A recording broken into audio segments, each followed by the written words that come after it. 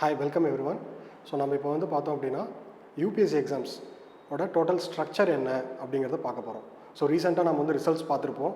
So ரிசல்ட்ஸில் வந்து பார்த்தீங்கன்னா தமிழ்நாடு சேர்ந்த 30+ மெம்பர்ஸ் வந்து பார்த்தோம் அப்படின்னா கிளியர் பண்ணியிருக்காங்க. ஸோ எல்லாருமே வந்து பார்த்தோம் அப்படின்னா எந்த மார்க்ஸ் எதை பேஸ் பண்ணி வந்து பார்த்தோம்னா இந்த எக்ஸாம்ஸ் நடக்குது.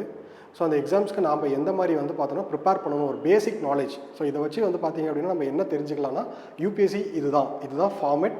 இந்த ஃபார்மேட் வச்சு நம்ம என்ன பண்ண போகிறோம்னா இந்த சப்ஜெக்ட்ஸ் படிக்கலாம். இந்த சப்ஜெக்ட்ஸ் வந்து பார்த்தீங்கன்னா அதிகமாக ப்ரிஃபரன்ஸ் இருக்குது.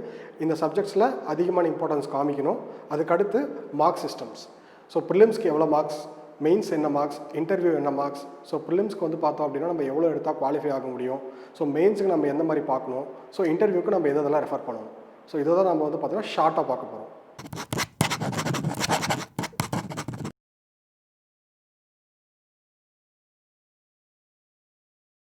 ஸோ UPSC ப்ரிலிம்ஸ் அப்படின்னு சொல்லி பார்க்கும்போது நமக்கு வந்து 2 பேப்பர் இருக்குது. ஒன்று வந்து ஜென்ரல் ஸ்டடீஸ் 1, அடுத்து வந்து பார்த்தீங்க அப்படின்னா CSAT பேப்பர் 2, CSAT அப்படின்னு சொல்லி சொல்லுவோம். ஸோ ஜென்ரல் ஸ்டடீஸ் 1 வந்து பார்த்தோம் அப்படின்னா 100 கொஷின்ஸ் இருக்கும். ஸோ 100 கொஷின்ஸ், ஈச் கொஷின்ஸ் வந்து பார்த்தீங்கன்னா 2 மார்க்ஸ் கேரி பண்ணும். ஸோ ஈச் கொஷின்ஸ் வந்து பார்த்தீங்கன்னா 2 மார்க்ஸ் கேரி பண்ணும். அதே மாதிரி general studies paper 2. So general studies paper 2ல் வந்து பார்த்தோம் அப்படின்னா 80 கொஷின்ஸ் இருக்கும். ஸோ ஈச் கொஷின்ஸ் வந்து பார்த்தீங்கன்னா 2.5 மார்க்ஸ் வந்து பார்த்தீங்கன்னா கேரி ஓவர் பண்ணும். ஸோ நமக்கு வந்து பார்த்தீங்கன்னா டைமிங் அப்படின்னு சொல்லி பார்க்கும்போது 2 hours ரெண்டு பேப்பருக்குமே வந்து பார்த்தோம்னா 2 hours, morning and afternoon. So morning வந்து பார்த்தோம்னா பேப்பர் 1 நடக்கும், ஆஃப்டர்நூன் வந்து பார்த்தோம்னா பேப்பர் 2 நடக்கும். ஸோ இதில் நெகட்டிவ் மார்க்கிங் அப்படின்னு சொல்கிற கான்செப்ட் இருக்குது. ஸோ ஒரு கொஷின் கரெக்டாக எழுதிட்டோம் அப்படின்னா நம்ம வந்து 2 மார்க்ஸ் கிடைக்கும். ஸோ அதே மாதிரி நம்ம ஒரு கொஷின் தப்பாக எழுதிட்டோம் அப்படின்னா நம்ம ஆல்ரெடி கெயின் பண்ண மார்க்லேருந்து 1/3 ஆஃப் த மார்க் வந்து பார்த்தோம் அப்படின்னா ரெடியூஸ் ஆகும். தட் மீன்ஸ் 2 மார்க்ஸில் வந்து பார்த்தீங்கன்னா 1/3 அப்படின்னு சொல்லி பார்க்கும்போது 0.66. ஸோ இந்த மார்க்ஸ் வந்து பார்த்தீங்க அப்படின்னா நமக்கு ரெடியூஸ் ஆகும். ஸோ ஃபார் எக்ஸாம்பிள் வந்து பார்த்துட்டோம் அப்படின்னா ஒரு கொஷின் நம்ம வந்து 2 கொஷின் கரெக்டாக எழுதிட்டோம் அப்படின்னும் போது 2 × 2 4 மார்க்ஸ் கிடைக்கும். அதே மாதிரி நம்ம ஒரு கொஷின் தப்பாக எழுதிட்டோம் அப்படின்னும் போது இந்த 0.66 ரெடியூஸ் ஆகிடும். ஸோ இதுதான் வந்து பார்த்தீங்க அப்படின்னா பேட்டர்ன். ஸோ இந்த மாதிரி தான் வந்து பார்த்தீங்கன்னா எக்ஸாம்ஸ் இருக்கும். எக்ஸாம் கரெக்ஷன் அப்படின்னு இப்படி தான் போகும். ஸோ நெக்ஸ்ட் வந்து பார்த்தோம்னா GS பேப்பர் 2.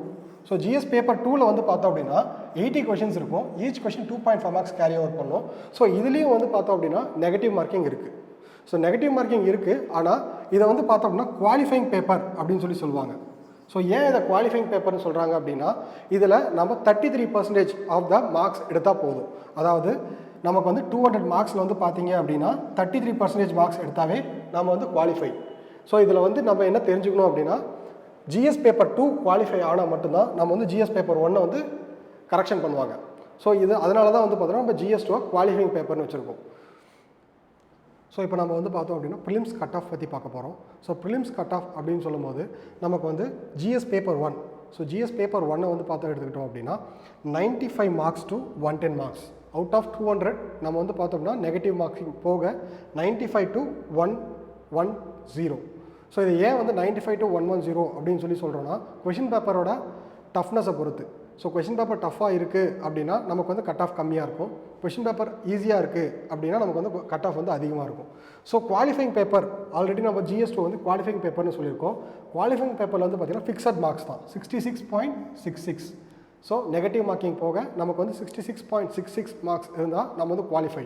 ஸோ இதில் நம்ம தெரிஞ்சுக்க வேண்டியது என்ன அப்படின்னா பேப்பர் 2 வந்து நம்ம குவாலிஃபை பண்ணால் மட்டும்தான் பேப்பர் 1 நம்மளை வந்து கரெக்ட் பண்ணுவாங்க. நம்மளோட பேப்பர் 1 வந்து பார்த்தீங்க அப்படின்னா கரெக்ஷன் பண்ணுவாங்க.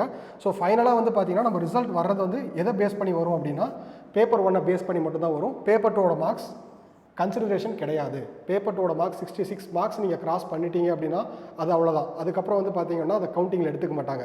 ஸோ இதில் வந்து பார்த்தோம் அப்படின்னா 95 to 110 மார்க்ஸ். ஸோ இது ஏன் 95 to 110 மார்க்ஸ்னு சொன்னேன். ஸோ இதுலேயே வந்து பார்த்தோம்னா இன்னொரு ப்ரொவிஷன் இருக்குது. ஸோ ப்ரிலிமினரி எக்ஸாமில் நமக்கு இன்னொரு ப்ரொவிஷன் இருக்குது. என்னென்னா நம்ம IAS, IPS, IFS இதை மட்டும் தான் நமக்கு வந்து இந்த 3 சர்வீஸ் மட்டும் தான் ப்ரைமாக நம்ம பார்த்துட்ருப்போம். ஆனால் இன்னொரு முக்கியமான சர்வீஸ் இருக்குது. அதுதான் வந்து ஃபாரஸ்ட் சர்வீஸ், IFOS அப்படின்னு சொல்லி சொல்லுவாங்க. IFOS அப்படின்னு சொல்லி சொல்லுவாங்க. ஸோ இதுக்கு நம்ம என்ன பண்ணணும் அப்படின்னா இதுக்கு வந்து இன்னொரு மெயின்ஸ் இருக்குது. ஸோ ப்ரிலிமினரி, மெயின்ஸ், இன்டர்வியூ அப்படிங்கிற மாதிரி இது வந்து IAS, IPS, IFSக்கு. ஸோ IFOS அப்படின்னு சொல்லி எடுத்துக்கிட்டோம் அப்படின்னா ப்ரிலிமினரி வந்து காமன் தான். மெயின்ஸ், இன்டர்வியூ வந்து பார்த்திங்க அப்படின்னா தனி பேனல். ஸோ இதை வந்து செப்பரேட் பேனலில் வந்து பார்த்திங்கன்னா கண்டக்ட் பண்ணுவாங்க. அதுக்கு நம்ம என்ன பண்ணணும் அப்படின்னா இதோட குவாலிஃபைங் மார்க் 110 அப்படின்னு வரும்போது ப்ளஸ் 15 மார்க்ஸ். ஸோ இந்த 15 மார்க்ஸ் அப்படிங்கிறது வந்து பார்த்தோன்னா நம்ம இந்த ஜென்ரல் கட் ஆஃபை விட வந்து பார்த்தோம் அப்படின்னா அதிகமாக எடுக்கணும். ஸோ அப்படி எடுத்தோம் அப்படின்னா நம்ம வந்து IFOS மெயின்ஸுக்கு வந்து குவாலிஃபை ஆகும். ஸோ IFOS அப்படின்னு சொல்லி போகும்போது forest service. So it's exclusive for forest service. So இது நம்ம இன்னொரு மெயின்ஸ் எழுதுகிறோம் அப்படின்னா காமனாக ப்ரிலிமினரி மெயின்ஸ் அந்த மெயின்ஸ் எழுதுகிறோம் அப்படின்னா அது IAS, IPS, IFS இது எல்லாத்துக்கு காமனான ஒரு மெயின்ஸ். ஆனால் IFOS அப்படிங்கிறது இது தனி செப்பரேட் மெயின்ஸ். ஸோ இதை தான் வந்து பார்த்தோம்னா நம்ம தெரிஞ்சுக்கணும். So prelims general studies 1. So அப்படி எடுத்துக்கிட்டோம் அப்படின்னா அதில் என்னென்ன சப்ஜெக்ட்ஸ் வந்து பார்க்கணும் அப்படின்றது பார்ப்போம். ஸோ இதோட பேஸ் இதோட சோர்ஸ் எங்கேருந்து அப்படின்னு சொல்லி பார்க்கும்போது எல்லாமே NCERTs. ஸோ NCERTs என்ன அப்படின்னா CBSE புக்ஸ் தான் NCERTs. ஸோ என்னென்ன சப்ஜெக்ட்ஸ் அப்படின்னு சொல்லி பார்க்கும்போது மேஜர் ஹிஸ்ட்ரி. ஸோ ஹிஸ்ட்ரியில் வந்து பார்த்தோம்னா இந்தியன் ஹிஸ்ட்ரி தான். So ancient India, medieval India, modern India. So next வந்து பார்த்தோம் அப்படின்னா ஜியாகிரஃபி. ஸோ ஜியாகிரஃபியில் வந்து பார்த்தோம் அப்படின்னா world geography and Indian geography. So next Indian polity. So Indian polity அதுக்கு அடுத்து வந்து பார்த்தோம்னா Indian economy, environment and ecology, science and technology. So இதெல்லாம் தான் வந்து பார்த்தீங்க அப்படின்னா ப்ரிலிம்ஸ்க்குண்டான சப்ஜெக்ட்ஸ். கொஷின்ஸ் வந்து பார்த்தோம் அப்படின்னா இதில் தான் வரும். So along with the subjects நம்ம இன்னொரு முக்கியமான விஷயம் current affairs. So current affairs அப்படிங்கிறது தான் பெரிய ரோல் ப்ளே பண்ணும். ஸோ இந்த சப்ஜெக்ட்ஸ் எல்லாமே கொஷின்ஸ் எதை பேஸ் பண்ணி வரும் அப்படின்னா லாஸ்ட் 5 to 6 இயர்ஸாக வந்து பார்த்தோம் அப்படின்னா கரண்ட் அஃபேர்ஸை பேஸ் பண்ணி தான் வந்திருக்கு. So current affairs paste history. So இந்த வருஷம் நியூஸ் பேப்பரில் வந்து பார்த்தோம் அப்படின்னா ஏதாவது எக்ஸ்கவேஷன் கண்டுபிடிச்சிருக்காங்க, ஸோ திப்பு சுல்தானோட எக்ஸ்கவேஷன் கண்டுபிடிச்சிருக்காங்க அப்படின்னா நாம் எதை அதிகமாக இம்பார்ட்டன்ஸ் கொடுக்கணும் அப்படின்னா திப்பு சுல்தான் எக்ஸ்கவேஷன்ஸ் வந்து இம்பார்ட்டன்ஸ் கொடுக்கணும். ஸோ அதே மாதிரி வந்து பார்த்தீங்கன்னா ஜியாகிரஃபி.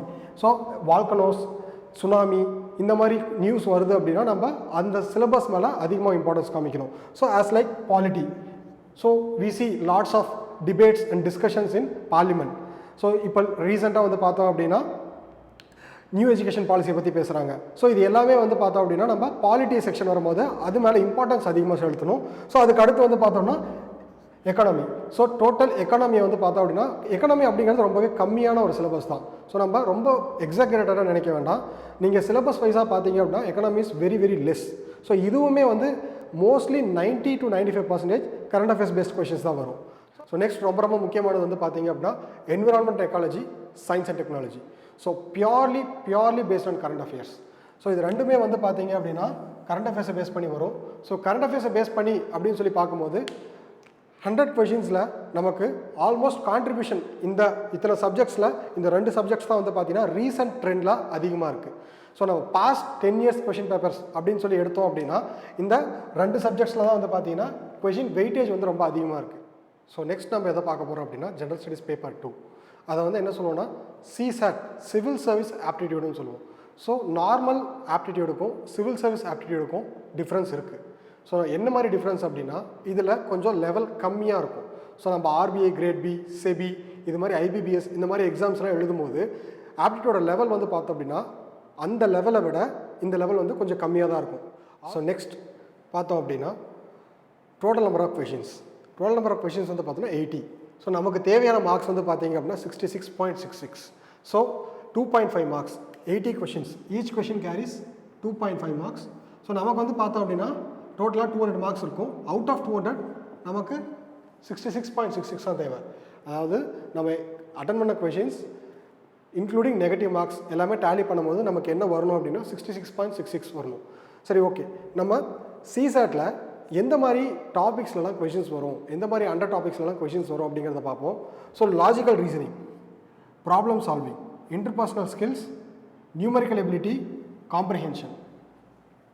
இதுதான் 5 மேஜர் டாபிக்ஸ். இதிலிருந்து மட்டும்தான் கொஷின் வரும்னு சொல்ல முடியாது. இதிலிருந்து 5 major topics. Maximum number of questions வந்து பார்த்தீங்க அப்படின்னா இதை பேஸ் பண்ணி வரும். ஸோ யூபிஎஸ்சியோடைய பெரிய சேலஞ்ச் என்ன அப்படின்னா they don't have proper pattern. So இதில் அவங்க எது வேணாலையும் புதுசாக ஆட் பண்ணலாம், எது வேணாலையும் எலிமினேட் பண்ணலாம். ஸோ நாம் எதை பேஸ் பண்ணி இதை வந்து எடுக்கிறோம் அப்படின்னா ப்ரீவியஸ் இயர் கொஷின் பேப்பரை பேஸ் பண்ணி தான் எடுக்கிறோம். ஸோ ப்ரீவியஸாக ஒரு 10 years கொஷின் பேப்பர் அனலைஸ் பண்ணும்போது இந்த டாபிக்ஸ் எல்லாமே வந்து பார்த்தோம் அப்படின்னா அதிகமாக கான்சன்ட்ரேஷன் பண்ணியிருக்காங்க. So for example out of 80 questions வந்து பார்த்தோம் அப்படின்னா இந்த மேஜர் 5 டாபிக்ஸை கவர் பண்ணும்போது ஒரு 70 கொஷின்ஸ் வந்திருக்கும், இல்லை 65+ கொஷின்ஸ் வந்திருக்கும். ஸோ அதை பேஸ் பண்ணி தான் நாம் வந்து இதை வந்து அனலைஸ் பண்ணி எடுக்கிறோம்.